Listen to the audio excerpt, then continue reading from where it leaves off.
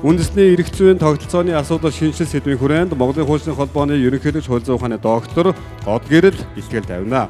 Түүний хувьд 1995 онд Монгол Улсын их сургуулийн хууль зүйн сургуулийг эрх зүйч бакалавр, 1997 онд Монгол Улсын их сургуулийн хууль зүйн сургуулийг магистр, 2000 онд холбооны бүгд найрамдах Герман улсын Баяратын их сургуулийн хууль зүйн магистр, 2007 онд Монгол Улсын их сургуулийн хууль зүйн сургууль хууль зүйн ухааны докторийн зэргийг хамгаалсан юм а. За ингээд форумын арга хэмжээнд амжилтсан.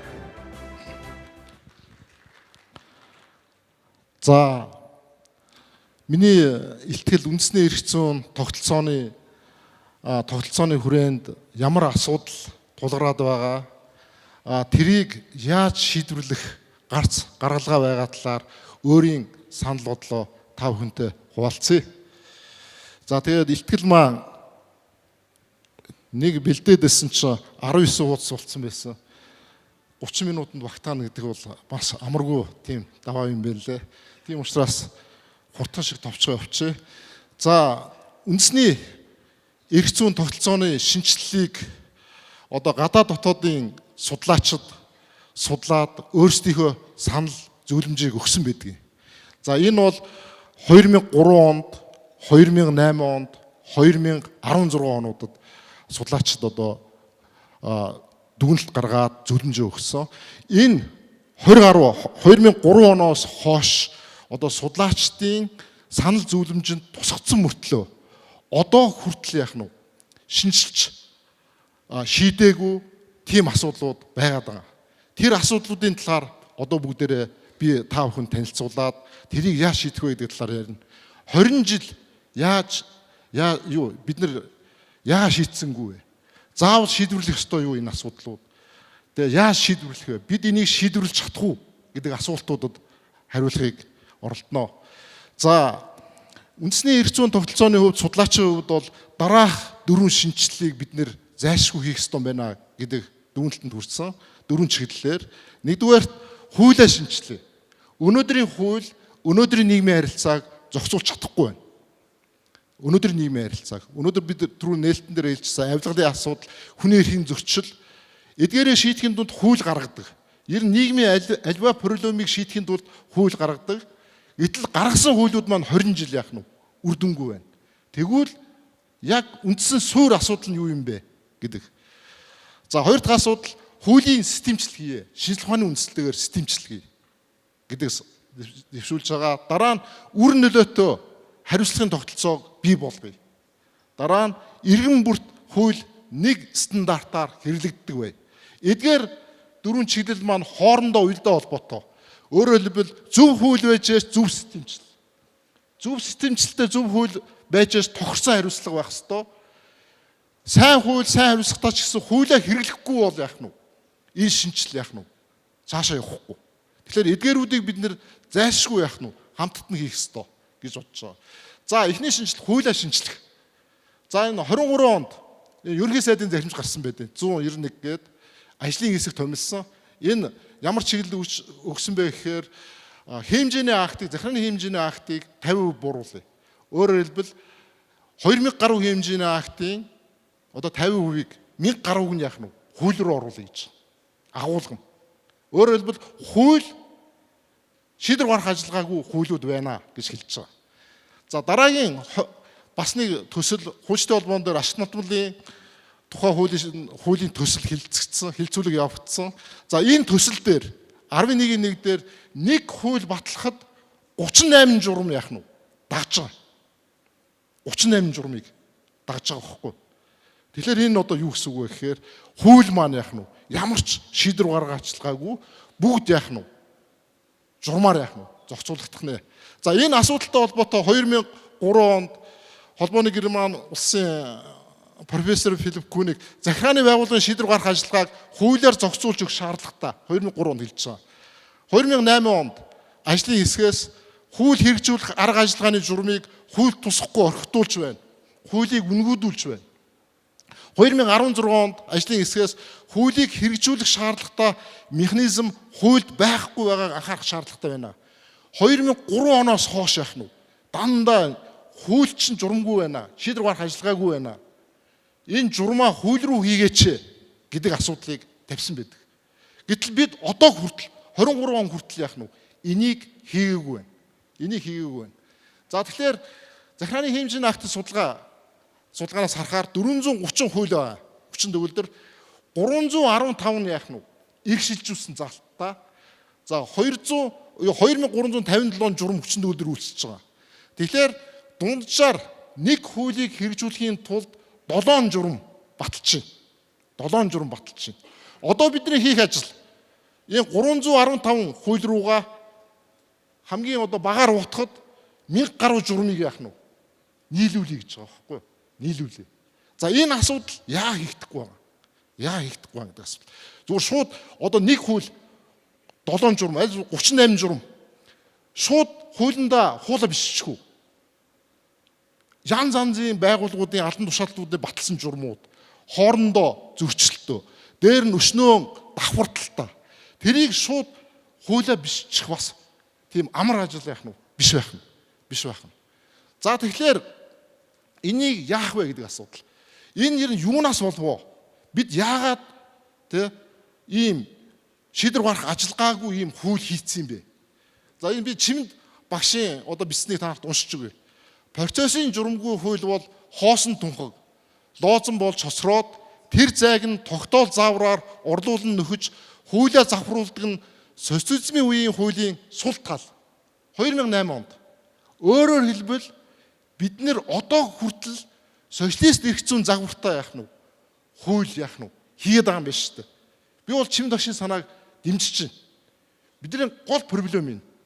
Ердөөсөө шийдвэр гарах ажиллагаанд социалист эрх зүй яах нь ач холбогдол өгдөггүй.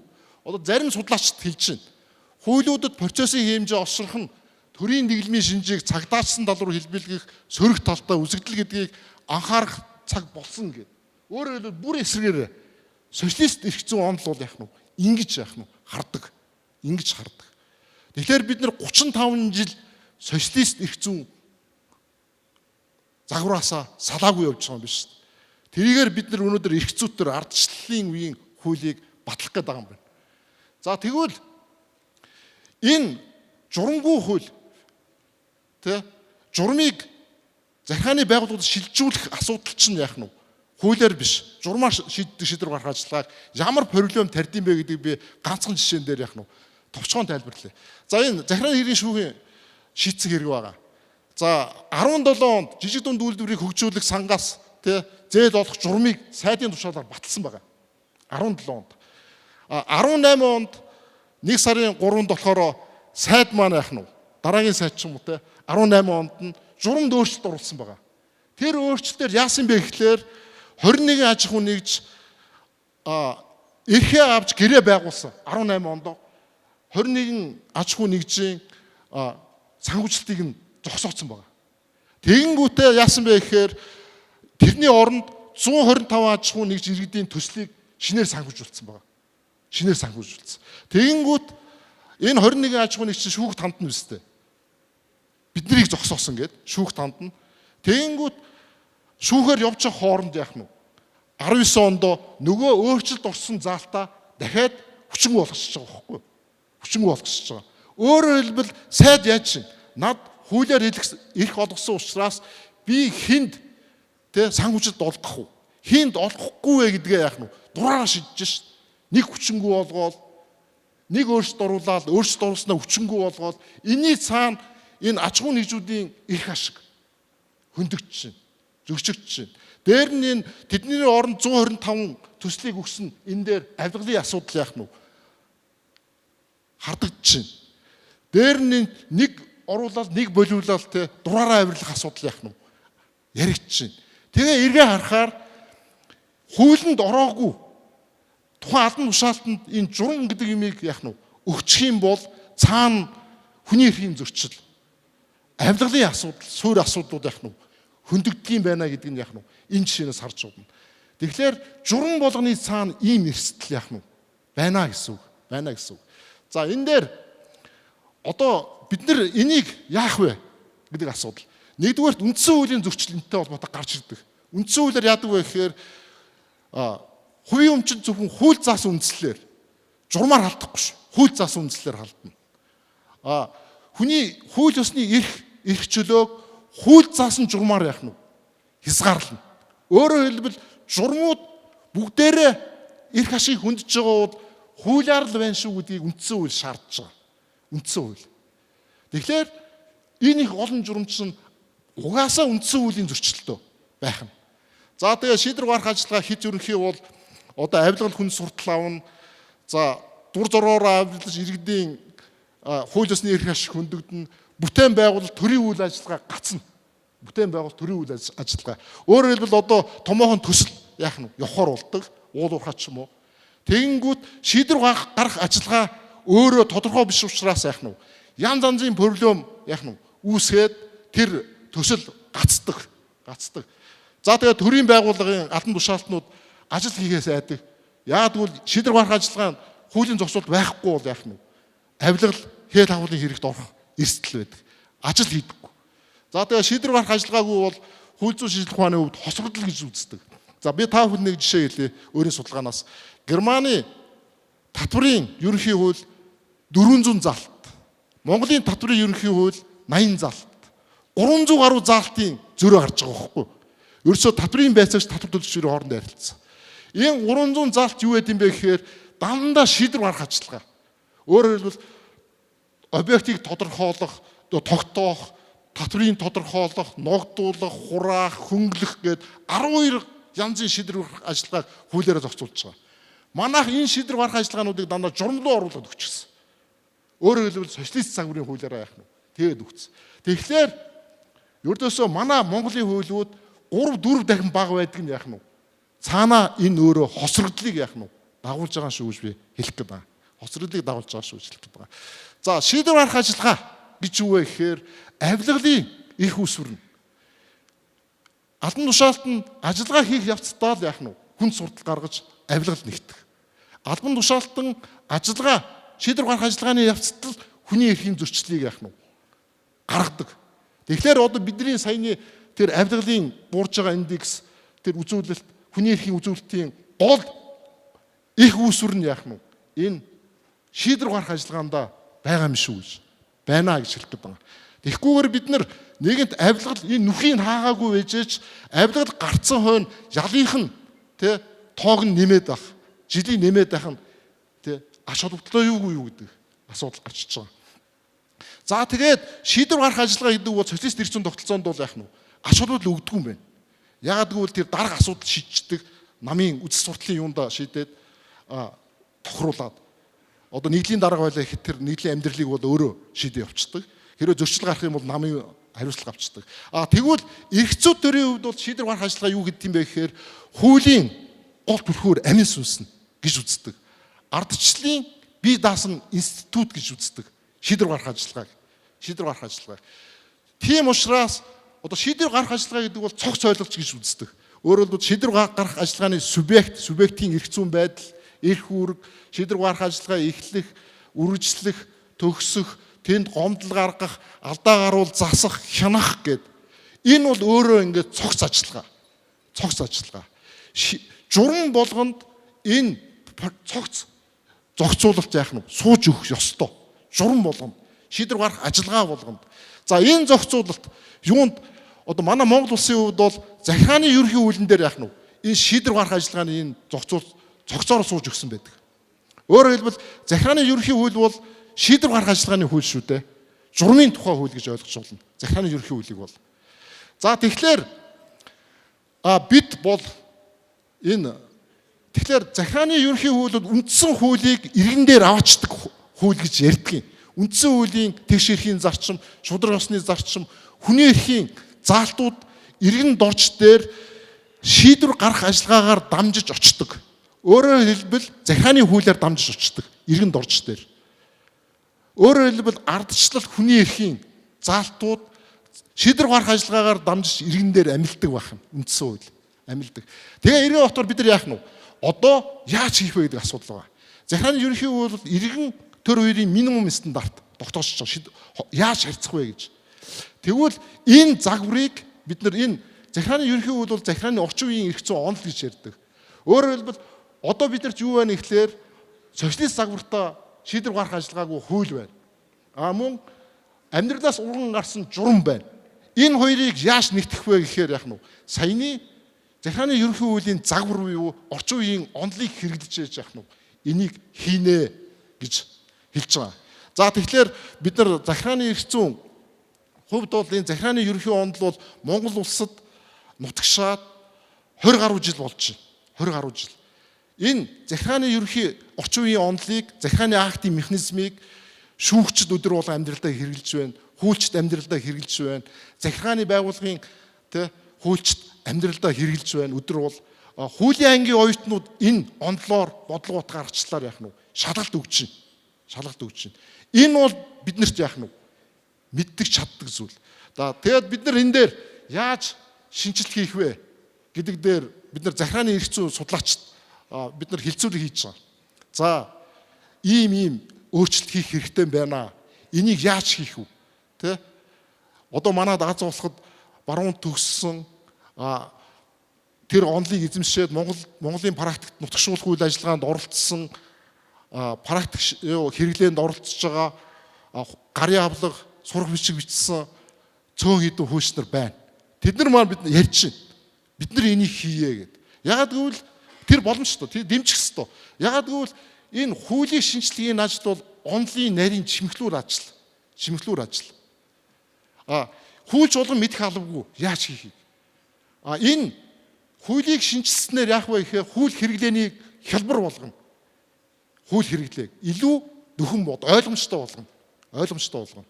Тийм учраас энэ шинжилгээг Монголын хуульчид яах нь өөрсдөө бие даагаад яах нь хийх боломжтой. Энэ хуулийн шинжилгээг бид нэр заавал хийх ёстой. За дараагийн асуудал. Хуулиа буцаагаад бүтэн болгох асуудал. Энэ зөрчлийн хууль, зөвшөөрлийн хууль гэх хоёр хууль байгаа. Өөрөөр хэлбэл зөрчлийн хуулиар Монголын хуулийн 50%-ийг нь яах нь сүүл хэсгийг таслаад нэгтгэсэн. 100 гаруй хуулийг зөвшөөрлийн хуулиар яах нь зүрх хэсгийг таслаад нэгтгэсэн. Энэ бол шинжлэх ухааны эсрэг асуудал. Шинжлэх ухааны эсрэг асуудал. Хизээч юм байхгүй. Өөрөөр хэлбэл салбарын хууль дээр байсан торох заалт анхааруулах утгатай байхгүй юу? Зөрчлийн хууль дээр орохоор ял болдог. Одоо бүр эргээд татвар болцсон явж штэ. Ингэж болохгүй. Тийм учраас бид нар энэ хууль 200 гаруй хуулиа эргээд бүтэн болгохгүй бол Монголд зөв эрх зүйн тогтолцоо зөв хууль яах нь бүтэхгүй. Тийм учраас энийг яах нь хуулиа шинжлэхдээ системчлэхдээ бид нэр зайлшгүй буцаач хийх ёстой. За хоёр дахь алхам хуулийг шинээр системчлэх гэдэг. За 2023 онд байгаль орчны салбарын судалгаа хийсэн байна. 33% 234 журам гээд. За давхардал 96, хоорондын зөрчил 164, хийдэл 335, 65 хэмжээний акт гаргаагүй. Энэ аимшигт юу байгаа вэ? Ашигт малбарын хуулийн төсөл дээр бас гарч иж байгаа. Яасан бэ гэхээр сүүлийн 17 жилд 66 зүйл заалталтай хуулийг 300 орчим удаа нэмэлт өөрчлөлт яасан гэдэг. Энэ нэр нь хуулийн тогтвортой байдал байна уу? За тэгээ ашигт малбарын салбарт мөрдөгч байгаа 10 хуульд судалгаа хийхэд 267 давхардал, 150 зөрчил, 150 хийдэл. Ийм тогтворгүй орчинд хөрөнгө оруулалт орох уу? Гадаад байтугай дотоодын хөрөнгө оруулалт яах нь явахын арга байхгүй. Тэгэд энэ ажлын хэсгүүдээс санал тавьж байгаа. Энийгээ юу яая? Системчлэх байдлаар л яах нь арилгая гэж байгаа. Системчлэх байдлаар. За энэ дээр 2003 онд Германы эрдэмтэн бол яаж байгаа? Хуулийг системчлээ гэдэг зөвлөгөө өгчээсэн байна. 2008 онд Чимэд багш шинтгэх явцад яам агентлагууд салбар системийнхээ эрх дарахыг нэмж үүргээ хөнгөлж хангамж нөхцөлөө дээшлүүлэх гэсэн явцуу сонирхолд хөндсөн гэмээр төсөл боловсруулж улсын их хурлын гишүүдийг лоббидах замаар хуультай болох гэсэн хандлага газар авчаа. Хуулийг шинжлэх ухааны ёсоор тогтолцоожуулах системчлэг ажил орхигдож цагийн аяс яам газар улс төрчдийн өөр мэргэжлийн хүсэл сонирхлыг дагуулan их адаггүй цувуулан гаргаж байгаагаас болтоо гэд. Өөрөөр хэлбэл энэ системчлэл гэдэг юм байхгүй болчоо гэд. Одоо хүртэлтэй 2003 оноос хойш системчлэл хийгээчээ гэд ярьдаг. Одоо хүртэл хийгдэг үү? Тэгэхээр яагаад одоо хүртэл хийгдэггүй гэхээр зөв хууль байгаагүй биднэрт. Яг орчин үеийн зөв хууль байгаагүй учраас зөв системчлэл бид нэр яах нь хийж чадахгүй байгаа. За системчлийг яаж хийх вэ гэхээр ерөнхий ба тусгай ангийн хоорондоо харилцаа холбоосыг гаргана. Ялангуяа ерөнхий ангид хамаарах нэр томьёо, төрөл, англи, суурь, зарчим, үйл ажиллагааны хэлбэрүүд, эрх зүйн хамгаалалт зэргийг шинжилгээний үндслэлээр тайлбар, заагийн наримчлаг гаргана. томоохон салбар эрх зүйнүүд яах нь вэ? Салбар эрх зүйн суурь хуулийг урагшаа гаргана. Байгаль орчны хууль, татврын ерөнхий хууль гээд төрөлжсөн хуулийн өмнө салбарын төрөлжсөн хууль, тэрний өмнө захиргааны ерөнхий хууль гээд одоо энэ дээр байгаад байгаа. Өөрөөр хэлбэл захиргааны ерөнхий хууль, татврын ерөнхий хууль, төрөлжсөн хуулиуд. Өөрөөр хэлбэл энэ төрөлжсөн хууль дээр яах нь вэ? Тэр хуулийнхаа онцлогийг хадгалсан хэсэг нь үлдээд урагшаа яах нь вэ? Салбарын онцлог харагдсан шийдвэр гаргах ажлууд гарна. Тэрнээс урагшаа бол яах нь вэ? Захиргааны ерөнхий хуулийн хэрэглээ яах нь вэ? Явна. Ерөнхийгөөсөө доошоо нарийнсан хэрэглэхдээ яах нь вэ? Төрөлжсөн хуулиасаа ерөнхийлөө яах нь вэ? Хэрэглэнэ. Ийм дистралтай товчхондоо бол ийм. За тэгэхээр энэ дээр бид нэр татврын эрх зүй, байгаль орчны эрх зүй, газрын эрх зүй гэх мэт гол 5 салбар дээрээ бид нэр яаралтай системчлэг яах нь вэ? Хийх шаардлагатай байгаа даа. Яаралтай хийх. Яаралтай хийх. За энийг бол мэдээж судлаачд хийн. Системчлэг хийснээр хуулийн хэрэглээнд өөрчлөлт орохгүй. Улам хэрэглэхэд хялбар болгоно. За 3 дахь шинжил хариуцлагын тогтолцоог шинжлэх гээд. За энэ хариуцлагын тогтолцоо бол ердөөсөө замбраагүй болсон тий. Хариуцлага утгаа алдсан. Ердөөсөө шоронд орсон гавьяа байгуулсан юм шиг тий. Худлаа ярьсан нь яах нь вэ? Дэвшээ яваад идэг. За тэгэхээр энэ дээр том зөрчлийн хуулиар бол одоо иргэдэд бол энэ хариуцлага бол харин жинхэнэ ногдуулж байгаа. Хууль зөрчсөн, дүрм зөрчсөн, журам зөрчсөн, стандарт зөрчсөн бол иргэн болгоныг яах нь вэ? Торгоно.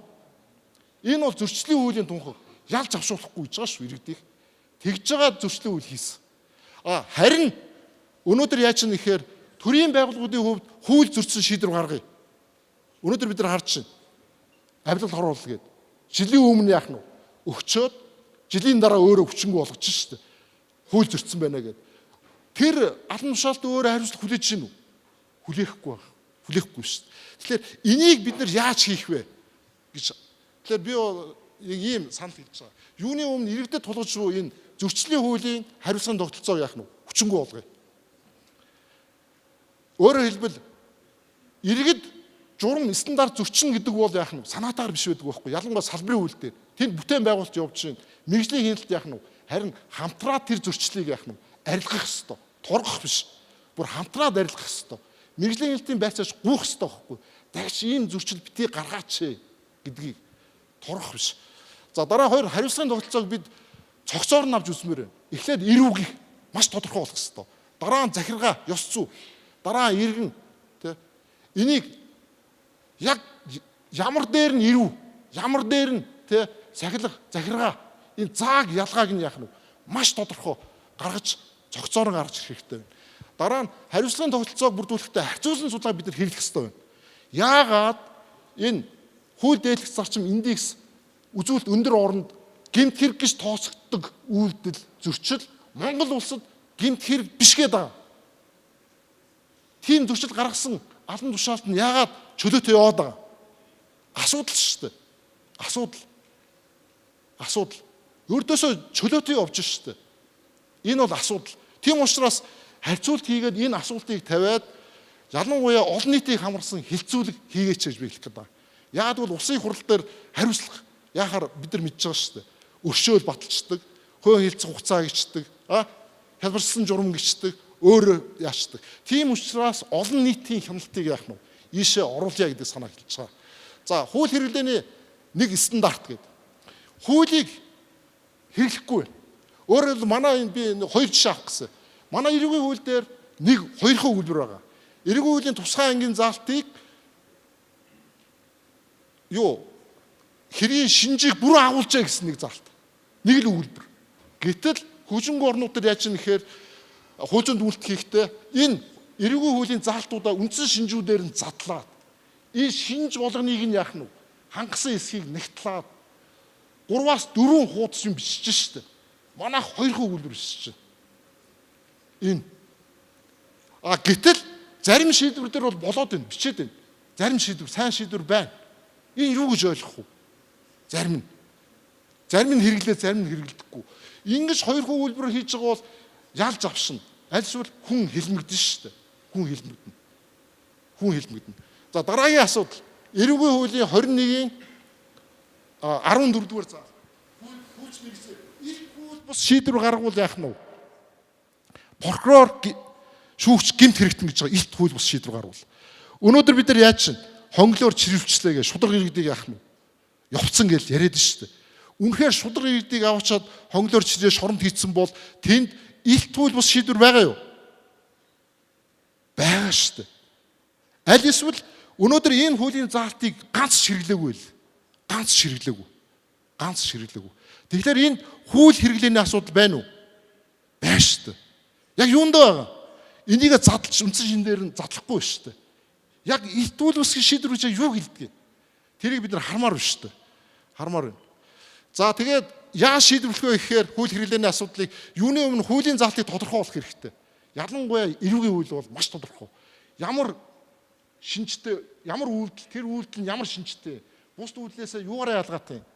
Тэрийг тодорхой үйлчлэх, заалт бүрийн шинжийг бод байдал дээр нэг мөрчлөлт нэгтлэх ёстой. Хууль зүйн дүгнэлт хийх ёстой.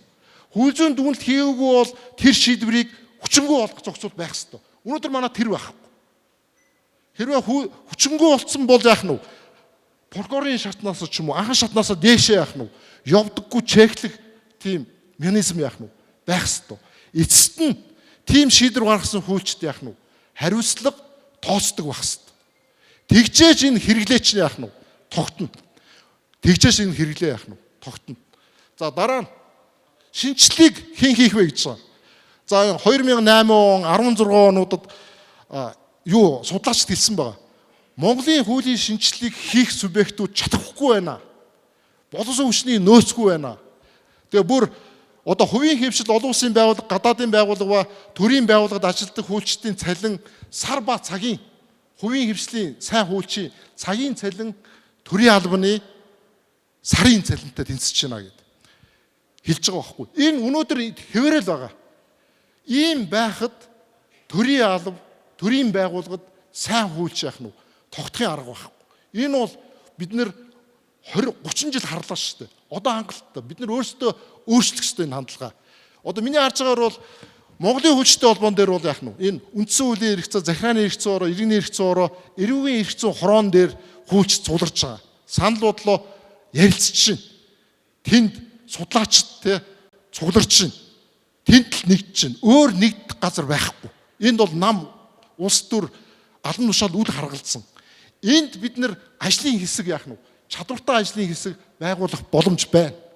Тэр ажлын хэсгийг бид нэр байгуулад тэр ажлын хэсгээр одоо хуулийн төсөл, гарын авлага, хилцүүлэг, хурал, хичээлийн хөтөлбөр хийлгэж болж байна. Тэр ажлын хэсэгтээ их хурал, засгийн газар, яам ааглаг, төрийн бус байгууллагууд захиалагчийн үүднээс гэрээгээр яах нь харьцаж болж байна.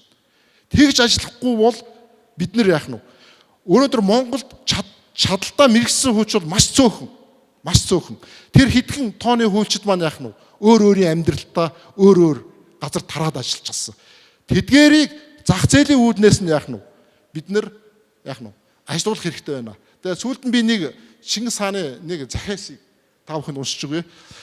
За хожим 500 жил 1000 он түмэн оныг хүртэл намайг заламжлах миний хойч удам төрөн гараад хаан төрийг барихтаа яаж том болох нь хамаагүй гэж байна. Яаж том болох нь гагцгүй Чингисийн засаг хуулийг үл өөрчилж хадгалан баримтлах аваас мөнх тэнгэр гişгээ үртээж ашид мөнхөд хотлороо их амар жаргамуу гэд. Энэ юу хэлж чинь? Ямар ч том байсан газар нутг хамаагүй. Юу хэрэгтэй вэ? Сайн хууль хэрэгтэй. Хоёрын юм загсан байна. Сайн хууль хэрэгтэй. Тэрийг дагж мөрдөх хэрэгтэй. Энэ бол ерөөсөө энэ хоёрыг загсан байгаа. Өнөөдрийн одоо тэр авилгалын индекс хүний эрхийн зөрчлийн юм чинь энэ. Монгол төр ингэтэл хүчтэй байсан. Энэ үедээ хүчтэй байсан.